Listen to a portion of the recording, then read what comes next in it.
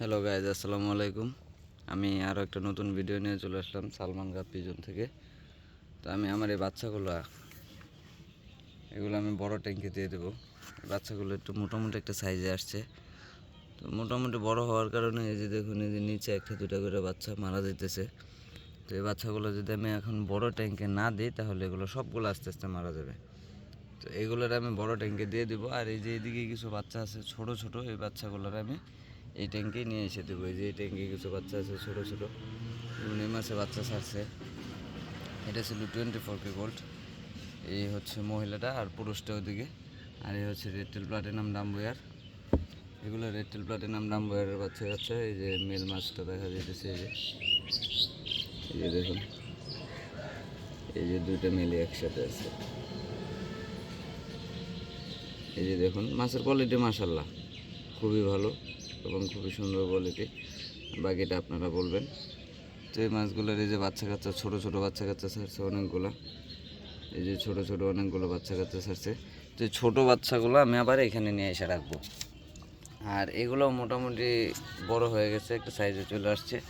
তো এইগুলোরও আমি একটা বড় ট্যাঙ্কে দিয়ে দেবো। এই যে দেখুন, নিচে এক দুইটা করে মারা যেতেছে। তো এগুলো মারা যাওয়ার আগে আমি ট্যাঙ্কে যদি দিয়ে দিই তাহলে ভালো হবে।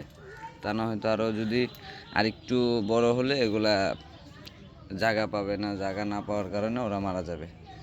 তো ওদের কাছ থেকেও কিছু বাচ্চা কাচ্চা আলাদা করে দিতাম। মোটামুটি অনেকগুলো বাচ্চা এখানে আছে, এগুলো আলাদা করে দিইনি। আর আমি ওই মাছগুলো আমি এই ট্যাঙ্কে নিয়ে এসে ছাড়বো। এই যে আমার এই ট্যাঙ্কে নিয়ে এসে ছাড়বো, যেখানে আমি কমেডের বাচ্চা করাইছিলাম। এক দুইটা আছে, একটা দুইটা, এই যে একদম পাতলা পাতলা একটা দুইটা, এই যে যেরকম, এই যে একটা দুইটা, মানে গোনা যাবে আর কি এখন কয়টা আছে। কিন্তু এখানে লাখ লাখ বাচ্চা ছিল, সবগুলো মারা যাওয়ার কারণে এখন আমি ওইগুলা এখানে নিয়ে এসে দিয়ে দেবো। ওগুলো এখানে নিয়ে এসে দিয়ে দিলে জায়গাটা একটু বড় হবে, ওরা স্পেসটা পাবে বড়, তাহলে ওরা খুব তাড়াতাড়ি বড় হবে।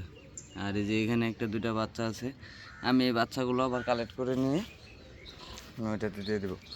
আর এই হচ্ছে আমার কোবরা গাপ্পি।